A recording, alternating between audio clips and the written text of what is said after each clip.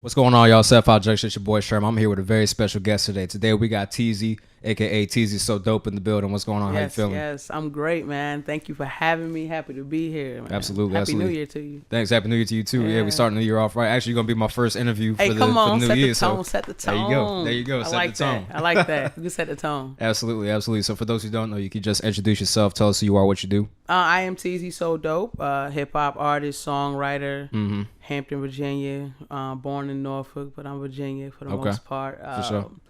Yeah, out here just making music and trying to change some lives with it at the same time. Okay. You know what I mean? Absolutely. And Unapologetic Queen, that just came out last year, correct? Yes, came out November 27th. It was my first album, Unapologetic Queen.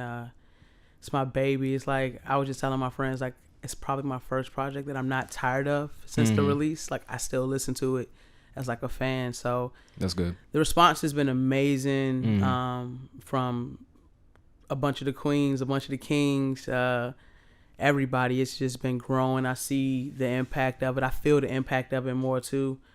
So it's been great. It's been great so far. I can't lie. That's good. Yeah. That's good. Now, I like the track. Not the track. I like the album. My favorite track was the one where it was like a double entendre, I believe, where you use one word to explain something else. Which one? I got my phone and I was listening to it earlier too. It was Paradise. Oh, Paradise. Oh, that's off the pack. Yeah, I was like, okay. Paradise, that's off the pack. Yeah, that's that song. You know what's funny about that song is it's one of the ones that I feel like I didn't.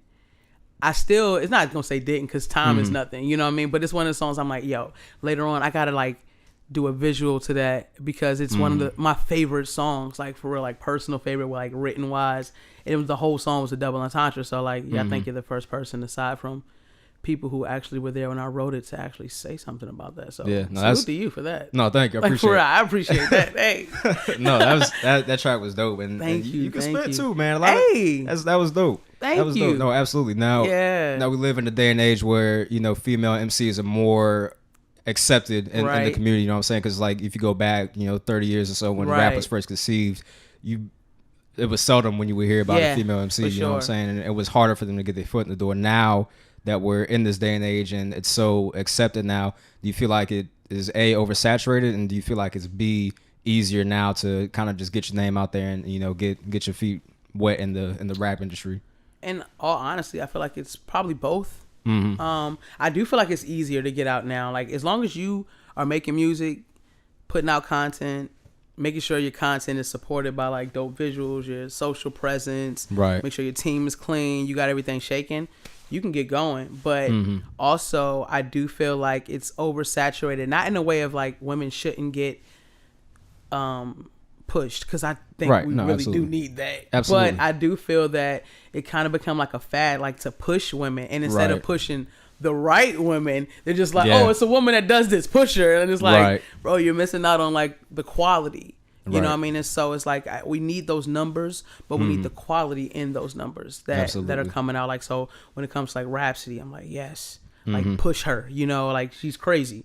Even like Meg Thee Stallion, like I rock with her because she write all her own stuff and she remind me of Pimp C. So it's like I respect that because she really reminds me of Pimp C. And if people don't listen to that type of music, I don't think they will understand the way she swag out. But I think it's very important to keep pushing like the culture of women in hip hop forward, whether it's just singers, songwriters, rappers, producers, A&Rs, just in general. We need more women that know what they're doing too there. You know what I mean? Not just all women, but the right women. Right. The right women. You want to make sure you got the right people and just in the right like the right men need to be there. Like you don't want to push every dude through, like, because they're oversaturating dudes too right now. It just needs to be a cap on like what is put out in a sense. It's like just because you find somebody here that make music, does it really mean that they're ready to be pushed behind a machine, and then a year later you don't even remember their name? Right. But exactly, you could have had like somebody that could have been legendary, but you just pushing them to the back. It's like, weird. Yeah. That's why it's important for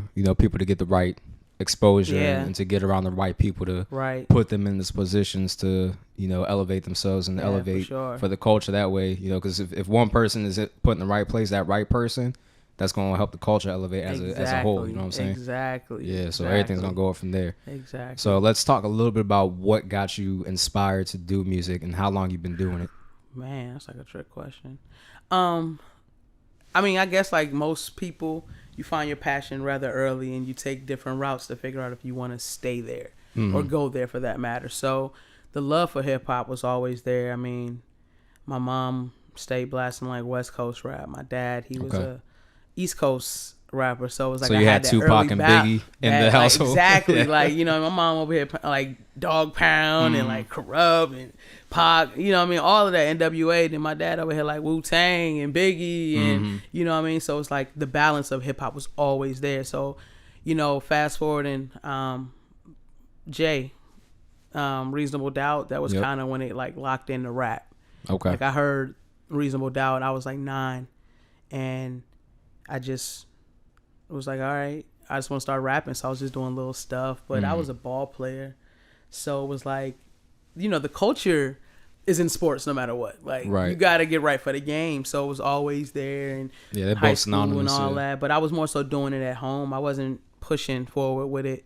I played ball and all that. Like went to college and came home, and I just started freestyling a lot.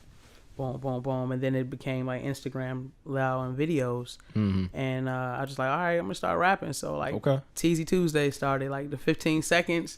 I was like freestyling every Tuesday and doing 4-bar Fridays, Damian platform, and it just kept trickling to like, all right, then let's put out music. Let's just keep, you know what I mean? So it was just like more of a flow. Where I just couldn't resist it anymore. It was just like, all right, keep going. You know what I mean? So now fast forward, we here.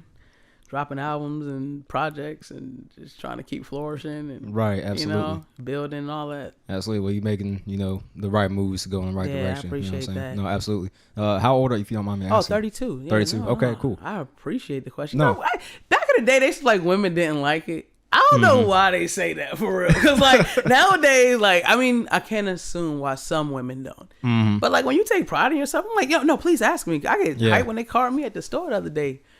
Called me for it's like a compliment, honestly. Some wine, and he's like, "Can I see your ID?" Sure, yeah. Right, I'm 32. So, okay, no, I just wanted to ask. I wanted to see, you know, how like the timeline, like like where you grew up at as far as hip hop and what influenced you and things like that. To kind of I mean, like so I was literally 9 when Reasonable Doubt dropped. You know what I mean? Like I was 9, I was maybe 8, about to be 9 or something like that. But I was 9, so my early influence of like music was the golden era. So I'm listening.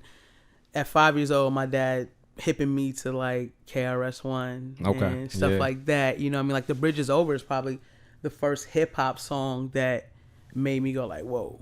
You know what I mean? So, the Wu influence, Missy, of course. Absolutely. I mean, from Virginia, Timbo, Pharrell, Clips. You know, we have like Virginia itself was a huge influence, like growing up here and hearing stuff that even the other world didn't hear yet, like Mad Skills. Shout out Mad Skills. But you feel me? Like growing up here, we appreciate him in a whole different way than like somebody in the Midwest would. Because he really pioneered a lot around here, and he cultivated a lot of. Did he even do a recap this year? Because I was waiting and I didn't hear nothing. I don't think I seen one. But that's my point. You know, growing up here, we're like, oh, I need that. Like New Year's Eve. We tuning in, so just the influence of our area was just crazy with Teddy Riley being around and all of that. Then my high school era, you know, we started getting into more like the whole Rockefeller like unit, like Rockefeller as a whole, you know, DMX and Rough Rider. So all of that really influenced like what I do, and then a lot of soul music as well. Okay, I listen to a lot of Stevie Wonder. He's like the greatest artist to me ever. Okay. Prince, like Anita Baker, definitely. Erykah Badu is heavy in it. Lauryn Hill, of course. I heard you shout out her album on one of your songs. I think it was like 100 Seas, I think I did. 100 Seas, That album was like life changing for me. Oh, yeah? I was 11, and it was at that time in my life, like when my dad and my mom had split, and I'm figuring out things, and you know what I mean? I was like the daddy's girl, so that joint dropped, and it was like, whoa, I never heard anything like that. I still don't think I've ever heard anything like that again, but no, definitely like I don't know if I've ever heard an album that mimicked that kind of balance. Of like hip hop and soul at the same time. That's a good word for it, balance. Absolutely. Like, it was such a balance. So shout out to Lauryn for that. I would love to work with Lauryn Hill. Yeah, I know a lot of people would. Set. Like I probably like I ain't gonna front to y'all. That's something that y'all better pray happen a little bit later. Because if I think of that feature, I might be out. One and done. Yeah, I'm out. She did the album and was out. I might just like we good. Wrap it up.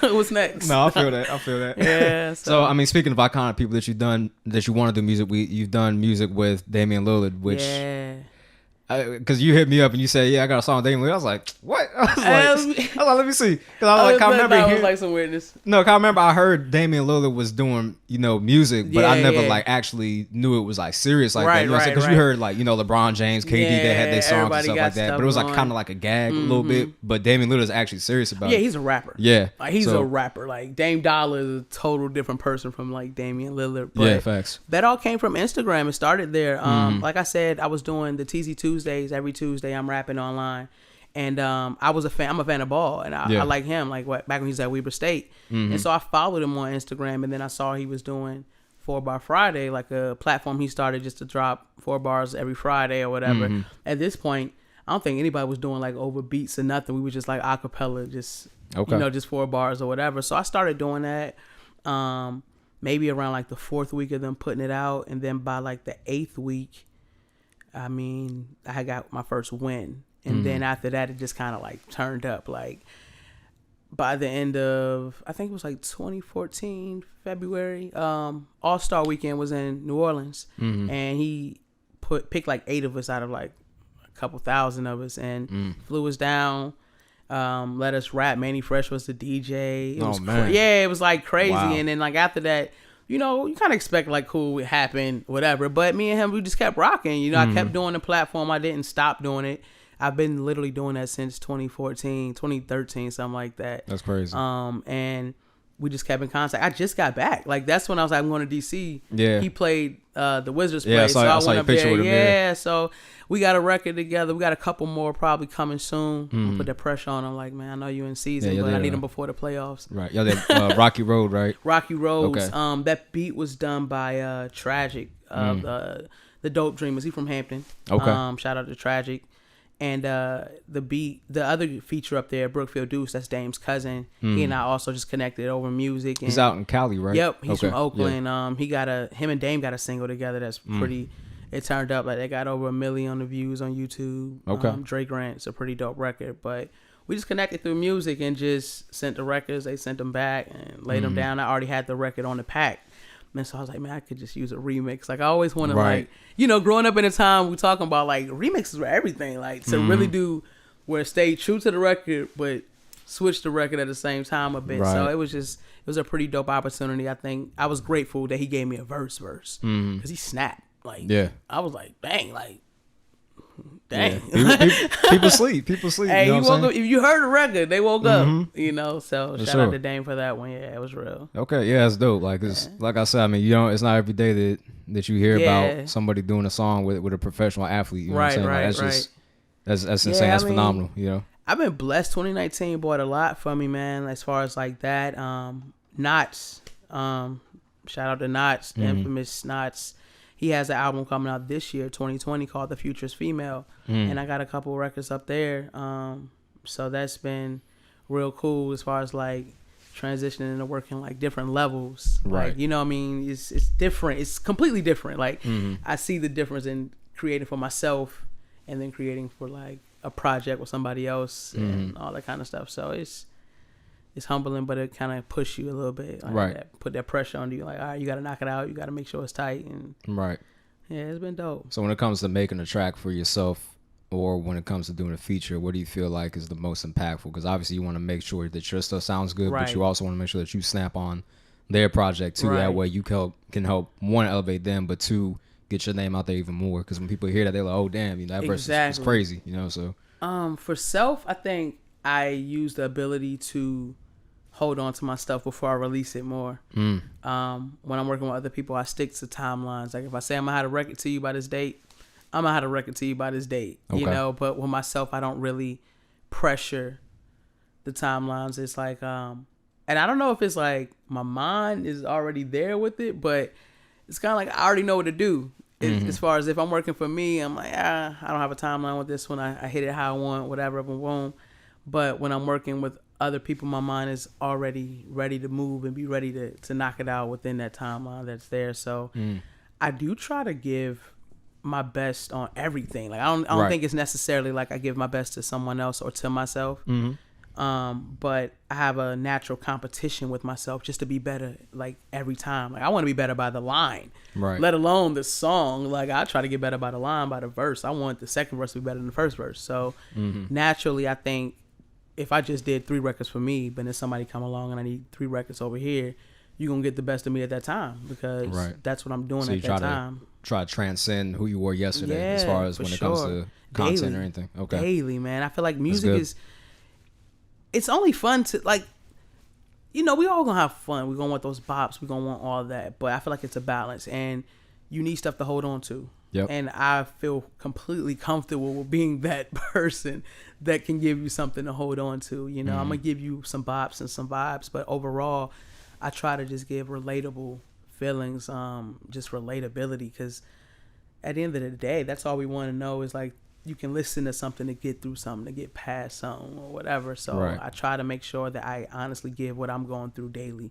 Because if I'm going through it, it got to be other people feeling that way too. So absolutely. Yeah. We all lived I'm not gonna say we lived the same life, but we all have lived very similar circumstances. Exactly. You know what I'm saying? Yeah. I feel like everybody's experienced everybody experienced the same emotion at some point in time, whether it be the loss of somebody, separating of parents, exactly. and the separating of parents doesn't have to necessarily be separating of parents. It could be something different, but that gives you that similar feeling. Exactly. Everybody's had some degree of that feeling. That's what, like, to me, that's like what I try to push with. It's like we're all going through something, and my something is not heavier nor less than what you're going through. Right. It's the perfect amount of weight for my world, as is yours for your world, and it's just if people can just take a moment to just realize, like, hey, don't judge what I got. I won't judge what you got. We can just chill, and then it won't.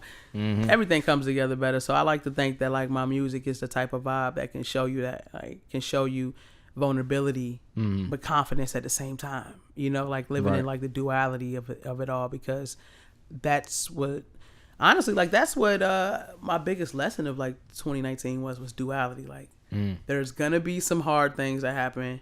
However, do you even remember them once you get to the joy? Okay. And that's like when I started focusing on that, stuff just started like flowing. Everything. So. Okay.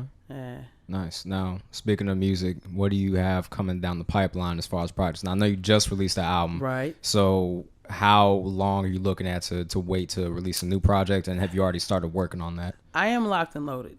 Okay. I will say that. I have one that is already like done. We can get that dropped at any point. Another one of my friends, Money, we had a joint project. He said, she said. So that'll be coming sometime early 2020. But I also have another EP. I don't want to drop the name of that one yet because artwork not done yet. And, people be watching and stuff. Right. But I do have another one that's pretty much ready to. But again, in my mind, I was going to start dropping like each month.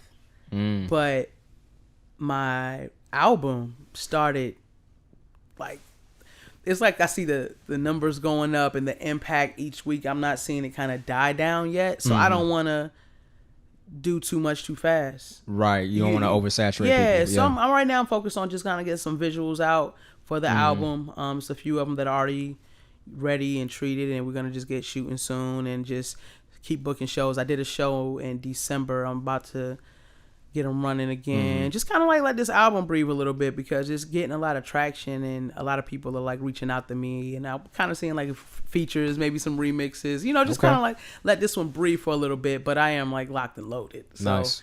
When the right time's ready, it's going to be like, oh yeah, we here. Okay. Yeah, I got something for you. Like a few things ready. They ready too. They ready. Perfect. And it's going to be like complete, like I got a different vibe for whatever I'm feeling. I write according to how I'm feeling. Like Unapologetic Queen was written in like 2 weeks. It was completely written in 2 weeks. It just took I took my time recording and mixing because I wanted to make sure everything was right. Yeah. So I try to write a lot because I want to keep it fresh to what I'm going through. And so now with the season changing, it's gonna be like a different type of vibe, and then like when the spring come in, it's gonna be, you know, I like to try to give that balance, but it's gonna always stay culturally like hip hop. Okay. It's gonna always be just hip hop, but it's gonna be some vibes for sure. For sure. Now I'm glad that you said that too. That you said it took 2 weeks for you to write that album, because a lot of people feel like great projects or great albums take years to make. But honestly, some of the top Billboard songs are written, and like somebody goes in the studio, boom, they write it in like 10 minutes. You know what I'm saying? It all depends on the feeling, how it hits, and when it hits. Timing is very important too. Timing is everything. Yeah. And honestly, if I wasn't going through the most, I probably wouldn't have written it in 2 weeks. I was like, just a lot going on, and I had these beats, and had a road trip with my best friend to my other best friend house in Charlotte. So took the music with me and just chilled out, vibed, and just wrote it. Okay. It was like one of those situations. So I've done things that take longer, but this one, it just felt right. And it's like I said, the process of like recording and mixing was more so the thing of like making sure it became an album. Because in real life, it wasn't supposed to be an album.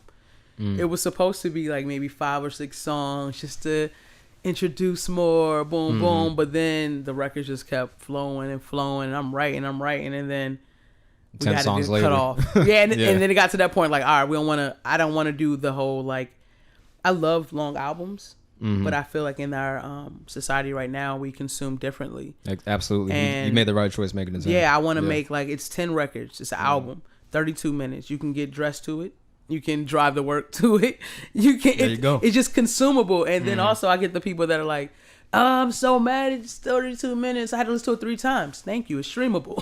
So, exactly. You know, I'm just trying to look forward to like, and I used to do like 3 verse songs and all that. And I'm like, this one is like more broken down, just 2 verses or a bridge or just straight going and just trying to make things like what I actually like listening to. So that was like the main focus, with it just give out real, but also what I actually enjoy consuming, because I like music a lot. So I wanted to give something that I enjoy. Okay. Yeah. No, you definitely played it right, because I mean, I feel like Chris Brown did it recently. He dropped like a 30-something song album. I was like, bro, I didn't listen to the whole thing because it's just, know what I listen to. I put on shuffle. Exactly. So I'm still. You just get lost in all the music. And it's not to say that it's a bad project. It's just that it's, like you say, you're doing too much. It's too much at one time. Right. You know, you want to make sure you captivate everybody's attention. And especially, you know, being a smaller artist, it's hard to get people to listen to you as is. So if you have like a 20-song project, they're going to be like, why would I sit here and listen to 20 minutes? I mean, not 20 minutes, 20 songs. You know what I'm saying? Like, exactly. But if I hear you come up, we talking, and I'm like, I got a project, and you go to it, it's 10 records and it's 30 minutes. By the time you get to song 5 and you like it, you're not going to turn. Exactly. You're going to want to finish it. It's like, you know, so exactly. I kind of try to take the approach of the people that I appreciate. And like Cole, Pusha, and like Jay, Kendrick, they're really like strategic on how they drop music. You know, like Lauryn Hill, like she has one legit studio album. You know, she got unplugs and stuff, but one legit album. Right. But she still go platinum like every 3 years. So what are we talking about here? So I was just trying to like make sure I put out something that I don't want to go back 5-10 years from now and be like, why I dropped that? Like, why did I add that? Why is this there? Like, you know, I don't want that. So I want to be completely happy with everything that I put out. So I feel like the quality is going to be the thing about me. I'm going to be steady, but I don't want to oversaturate the world too fast, and then you just get tired of me. I got you. No, that's definitely a smart way to move about doing it. Now, what do you found has worked best for you as far as like promoting your music and getting it out there and getting people involved and engaged with your content? Man, for one, Instagram is like, that's like my go-to. I got everything: Twitter, Facebook, Snap, all that good stuff. But is Snapchat really good for like promoting? It does work. You know what's funny is the only time I get up there now is when somebody else. I guess you can tag people on Snapchat now. Oh wow! I don't use it. I don't use Snapchat. I just have the app. So, same here. But some, like when my album dropped and people spreading love, I got a couple of. I'm like, what's this? And I go there and it's like you can add the person, like, you know, like in the story. So I have everything. But as far as socially, Instagram is number 1. my Facebook page, I just started building it in 2019. I'm very proud of like the traction there. I think that's gonna help because I kind of did the whole the Instagram syncing with it now, so it kind of helps. Okay, got you. As far as just keeping it going, but Instagram is main thing, and then also just kind of word of mouth. I'm from here. I'm from Virginia, so as far as it goes here, I've done a lot. Like before rapping, I was working for the city of Hampton. I did the before after school programs and program directing and program leading and all that stuff. So I kind of got a little base of just working with, like, I was basketball coached at like Hampton and Phoebus and with Boo Williams and all that cool stuff. So it's like I got a little base of from the basketball era and the work era that just gives people a chance to just talk about it a little bit and just word of mouth. Honestly, I appreciate the amount of people that come to me daily or message me daily like, yo, so-and-so played me a record or so-and-so sent me this. And, you know, like, now you got a fan. I'm going to send this to somebody else. And a lot of that happens. That's dope. A lot of that happens. But Instagram is probably the main thing. Like, Instagram it's powerful for real. It is. It really is. It is. Like, we laugh at it, but that joint is, I don't know, man. It works. Because, I mean, use it right. It allows you to be exposed to literally every single person in the world that has it. You know what I'm saying? Which is crazy. Like, I get messages from like kids in like Russia and different countries, like in the Middle East and Africa, like youngins. I mean, youngins. Or even just adults, like, oh my God, I heard your songs. Like, we're playing you over here. You got a fan over here. But it's like, would I really, if I wasn't on the gram, would it really happen that way? You know what I mean? And honestly, it helps from just the bigger names, like when Dame will post a picture or post a song I've done, the 4 x Friday page will do it, or like Tina Thompson, like WNBA legend, like these people like Mims, like rapper Mims, these are people that like rock with me and what I do. And so when they post that, and it gives their fan base a chance to see something different, then it comes to me, and it's like just being ready. Right, having your page clean, having your bio, the link in your bio. Right, just, people, you know, in the beginning, people started like, oh, link in my bio. We hated that joint. Like, we hated the idea of people saying that, but it's important. It didn't go nowhere, and it's so important. Like, it is very important. It's almost more important to just put that as your caption than anything else, because people don't read. Like, if you posted every picture and put link in my bio, I might do that. Man, I just gave up some gems. Yeah, everybody, let's just all do that. All the gems from TZ. Forget a caption. Link in my bio. That one, man. You know, but no, for real though. Like, on some real, we did that. Probably get way more traction. You know, so just having your page ready, willing, like, it's just, I think that's really what it's really about at this point. In word of mouth, I appreciate that a lot. Yeah, absolutely. Yeah, no, it's definitely important. And like we said, timing is everything. You know what I'm saying? So if you don't have your page in order and somebody comes to your page, you just missed out on a possible fan or a possible, you know, record deal or whatever the case may be. I mean, the opportunities are endless, especially with social media. You know what I'm saying? And that's why I did the pack. That's why I did it, because I had dropped a mixtape. Like 2019, I did like a mixtape, a couple singles, mixtape, the album, all of that. So the reason for the pack was that specific reason. I knew I was going to get in album mode, but I wanted to have something that could give anybody a taste if they would have just slide to my page, because timing is everything. If you still got SoundCloud links there, people just don't even, you could be dope as all you want to, but if you got a SoundCloud link there, people are more hesitant than to click a DistroKid link, you know. Then you get marginalized as a, you know, SoundCloud rapper, you know what I'm saying? You can be as dope as you want to be, but it's like you have to take those necessary steps for self to make sure you don't get categorized in those areas, you know. Right. So no, definitely, that's facts. Man. So talking about visuals, you know, you said you had some songs in mind. So what songs do you have in mind for visuals as of right now? Right now I have classics, Hills, Purple Pen, and Mirror Talk. Like, treatments are written out. I want to write a treatment for every song. I'm just that type of person, because I don't want to limit myself. If you did like a visual project for Unapologetic Queen, that'd be dope. Exactly. And like when we did the live show, we got a lot of live footage of stuff, and could kind of turn it into almost like a little doc, little movie type of situation. But those, for a Black Girl, I have to do a visual for. It's such a big record, but being that it's such a big record, I don't want to do a visual for that and not hit it out the park the way it should be.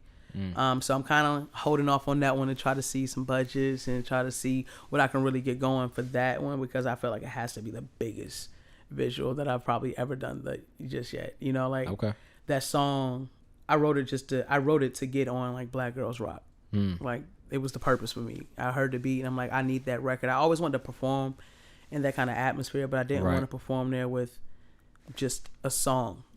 I wanted a song that would represent what that platform was and have it be receptive to those black women and there, you know. And so that record, that's the one that I probably like really, I don't want to say hold off for, but that's the most timing video that'll probably come and be Black Girl. But everything else I'm just kind of rocking. But I'm kind of leaning towards Purple Pen first. It was the first song I wrote for it. Man, I got like a special place. And everybody likes it. Like that's the one song that when people give me their top songs off of the album, that's the one. It's still that one's always mentioned with people. No matter how many songs people give me, that one's mentioned with everybody. So it lets me know you got to give people what they want. They're gonna want, and they're gonna want that visual, right? You know, so I want to paint that one. That was already written, so I might lead with that one. Lead with that one. Dope. So, what's your favorite song on the project? It shifts. Hills is an instant favorite. For a few reasons. The story, it was personal, like talking about like my mother and when she gave birth to me, and like just how my birthday is literally the same day that hip hop started. Like hip hop started August 11th, like 74, and I was born 87, August 11th. So it's just like I've always felt that it was like destined. You know what I mean? So that song was just instant. And then the beat tracks, he did 9 out of 10 of the songs on my album. Incredible producer, man. My mentor, he's dope. But the first time I met him, I drug over a old song from YouTube, which was my husband's dad, his group from like the 70s.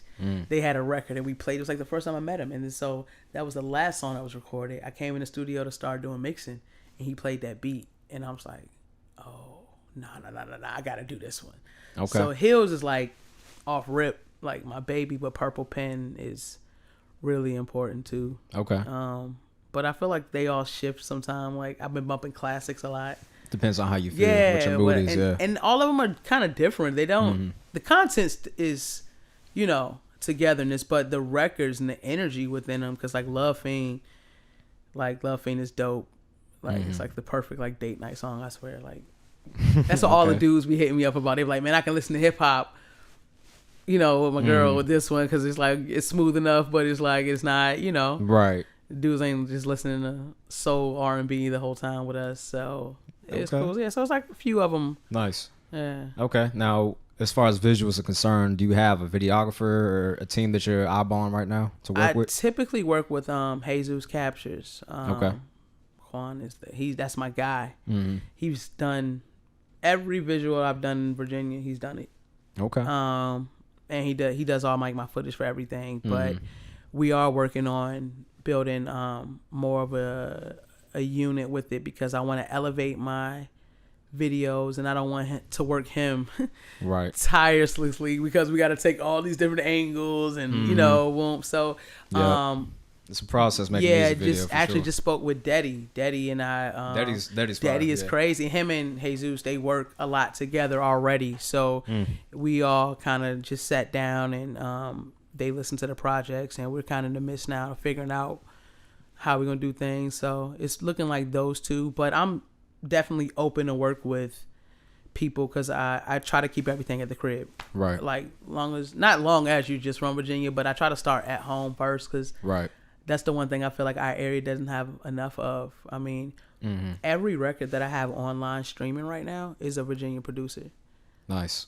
Besides Dame and his cousin that are from Oakland, that's like an obvious reason of why that. But every feature is a Virginia feature. You know, I try to just, it's so much here. And that's just it. Like, I've never disliked home. I've never been that person like, I don't like the crib. I mean, so I wanted to always bring it together, and I've had the opportunity to do so. So I'm open for the directors and videographers and photographers, everybody that's from the crib, you can just hit me. Please do. Let's work.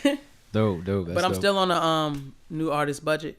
Mm-hmm. Let's just put that right. No, I got you. Because they gonna come in like, yo, I got this idea. Oh, no, not that far. Not that far. I got you. I'll be clowning, man. So, you and your husband, how long y'all been together? Ooh. We've been together, it'll be 11 years. 10 years now. 10, like, been together 10 years, married 5. Okay, well, congratulations. Thanks. That's dope. Yeah, it's That's dope. Okay, so how pivotal has he been as far as like support? Man, I mean, the typical, if you don't have support at home, it doesn't work. Mm-hmm. Like, something's not gonna work. Right. Whether it's a relationship with that's the what I'm saying. passion, I can say it doesn't work because something might work, but everything won't. Right. We have to support each other. He's in the Army. He's active duty. So we are kind of used to the separation part when it needs to happen. Right. Like right now, I'm from here, but I live in Texas. Mm-hmm. But work has been here. I got you. So we're at the point now where it's like a lot of FaceTimes, a lot of, know, but the support, like I supported him through the things that he had to do, and he gives me the same energy, and nice. He out there spreading the gospel in Texas, and you know what I mean? So it's just we do what we got to do. Okay. You do what you got to do what you want to do. Mm. So.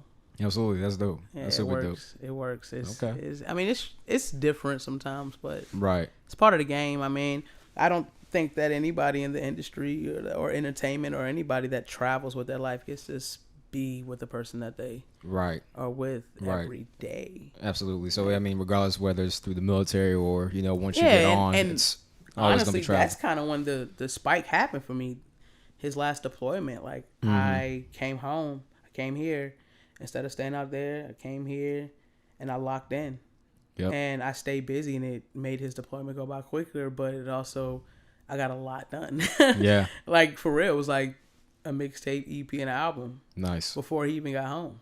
Mm-hmm. So you're able to go into job mode and like knock things out. And lock in, and it just, I mean, that's what anybody, if you're doing anything, like if you can just lock into what you're doing, you're going to be successful. And that's kind of like the mind state that I got during that time. And so now it's kind of that time allowed me to formulate just a plan of what I need to do for the remainder and just moving forward. And it's been pretty cool. I mean, there's so much more I wish I could talk about right now, but like by the time we wrap again mid-year, to be like, yo, what I mean? So of course I'm praying for that something in the water.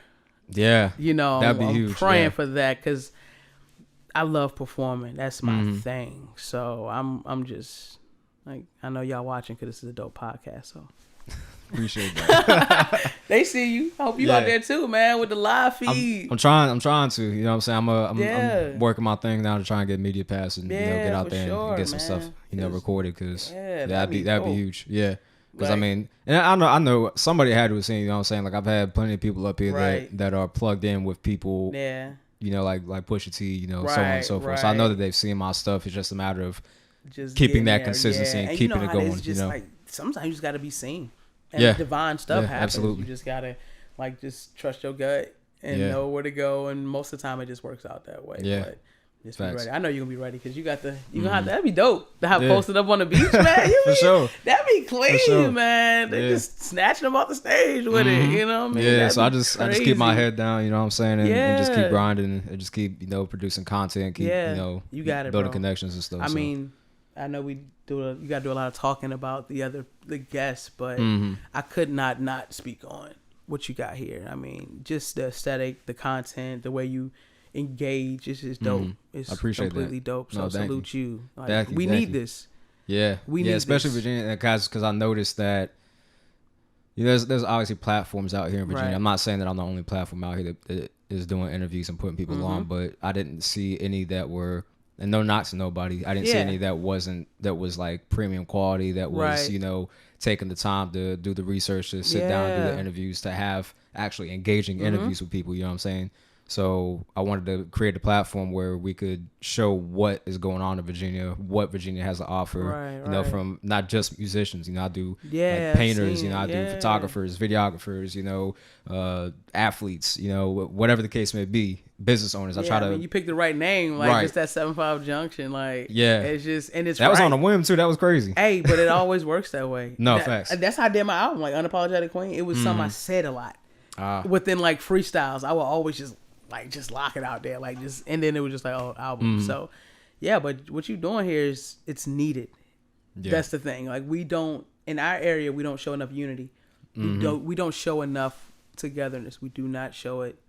And your show, like you said, you're speaking to everyone and bringing light to everything. And then the set is dope and the quality is dope. I appreciate that. Thank salute you. I mean, I can see you really taking this joint to another level. So yeah, that's the goal with 2020. So you got it, bro. Trying to hit the ground running. Stay steady. You got it. I mean, for real, you really got it already. I don't even think you really realize how much you got it, but that's a good thing. That's the good thing. I mean, I don't. Like I said, I just keep my head down. I keep grinding. You know what I'm saying? But I know your DMs is flooded though, so I'm happy to be here because you got a dope platform, and I would have been tight if I didn't get in. I'm like, man, I'd have found a way. Nah, we just snuck in the back door. My team down. We were like, man, we came with like different levels, you know. So. Yeah, for sure. But I definitely would love to get back with you soon, man. No, absolutely. There's so much other stuff going on, like I said. So this was. Feel free to reach back out. You know, we'll reconvene, do a part 2 and we can just do different ones. Like if you down to pull up, I can, go to the studio and kind of like get the set in there and meet some other folks that help me push what I do, and because I really like what you do. So whatever I can do. Okay. For real, to support you too. Trust me, you got me, man. Absolutely, for sure. I appreciate that. Yeah, so I'm gonna go ahead and switch gears real quick. So I feel like we've covered quite a bit. We talked about your recent project, Unapologetic Queen. Right. We talked about working with Damian Lillard. We talked about what drives you, your motivation, your inspirations, and things like that. So do you feel like you have anything else that you want to add on a concluding note? Oh man, like I said, I'm here for the crib. So like artists, producers, songwriters, whatever you do, like feel free to reach out.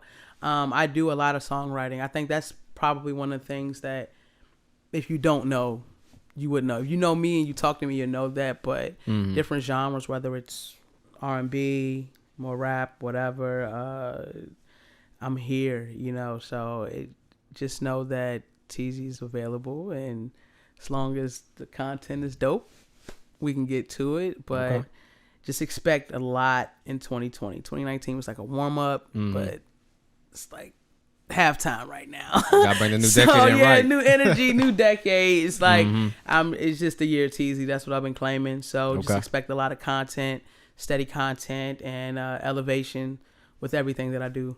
Pretty much, yeah, man. Absolutely. Well, we'll be on the lookout. So where can people find you as far as social media is concerned? Oh, man, it's TeezySoDope. That's TeezySoDope. That's everywhere. I mean, you can literally Google it if you get confused. But from YouTube, Facebook, Instagram, Twitter, everything, TeezySoDope. You can find me on every streaming platform, TeezySoDope. You can find me on SoundCloud and AudioMac, TeezySoDope. Everywhere, yeah. Shouts out to AudioMac too. AudioMac is slept on, man. My boy Quintel Miller, he's Quintel Miller. Yeah. He's been spearheading that quite a bit. Curating from shout out to Q, man. We've done some things together. He's put me on a few dope playlists on AudioMac. Nice. His playlist, his curating abilities are crazy. He's got a good ear for music, so yeah, for sure. But all right, cool. No, I definitely appreciate you coming out. Giving my platform an opportunity once again. You know, for sure. Absolutely. So all right, y'all, make sure y'all go ahead and follow TeezySoDope on all social media platforms. Make sure y'all go ahead and listen to her most recent project, Unapologetic Queen, on all streamring platforms. Yes, go ahead and get those streams up. Yeah, we need those. Absolutely. Buy it too. Buy it if you got Amazon or iTunes. Buy it. There you go. Nice plug. All right, appreciate you once again. Yeah, no doubt, bro. All right, 75Junction out.